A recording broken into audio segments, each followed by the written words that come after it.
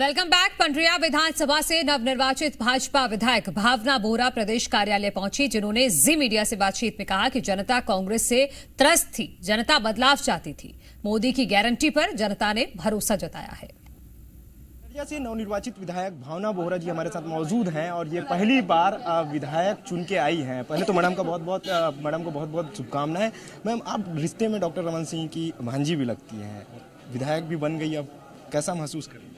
निश्चित बहुत खुशी हो रही है। एक जिम्मेदारी का एहसास हो रहा है कि एक नई भूमिका में हम हैं, नया काम हमें करना है और काफ़ी जो क्षेत्र में जो विश्वास हमने दिखाया उस विश्वास पे खरा उतरना है। तो बहुत सारे ऐसे विषय हैं और मैं आपको बताना चाहूँगी, जो लगातार जो ये भांजी का जो बात आती है, मैं ब्राह्मण परिवार से आती हूँ और भारतीय जनता पार्टी के जितने भी कार्यकर्ता, न सिर्फ मैं बल्कि समस्त कार्यकर्ता डॉक्टर रमन सिंह जी का परिवार है। तो पहले तो बहुत स्पष्ट मैं करना चाहूँगी और काम बहुत सारे करने हैं। लगातार जो पिछले 5 साल में भ्रष्टाचार जो हुआ है कांग्रेस सरकार में और कई तरह की जो चीज़ें हुई जिस कारण से जनता निराश थी और भाजपा को उन्होंने जो समर्थन किया है, तो निश्चित ही एक महत्वपूर्ण भूमिका हमें आने वाले 5 सालों में हमें दिखानी है। पहली बार चुनावी मैदान में थे और रिकॉर्ड मतलब से आपने जीत दर्ज किया, इसकी वजह क्या मानते हैं? कौन सा ऐसा फैक्टर काम किया? लगातार हम जो जनता के बीच में पिछले 5 साल रहे, जनता की आवाज़, चाहे शराबबंदी का विषय हो, बेरोजगारी वाला विषय हो या पीएससी घोटाले की बात करूँ, कोयला घोटाले की बात करूँ, लगातार हमने जो जमीन की लड़ाई लड़ी है अपने जो जनता के लिए, निश्चित ही जनता ने वो मन बना लिया था कि इस बार कांग्रेस सरकार को बदल के भाजपा की सरकार वापस छत्तीसगढ़ में ला दी है। आप इकलौती प्रत्याशी थी जो खुद का अपना एक और घोषणा पत्र आप लेके आई थी, एक वादे आपने भी किए थे, वो क्या वादे थे और किस तरह से उसे पूरा करेंगे? क्या ये भी आपकी जीत का फैक्टर का बड़ा कारण?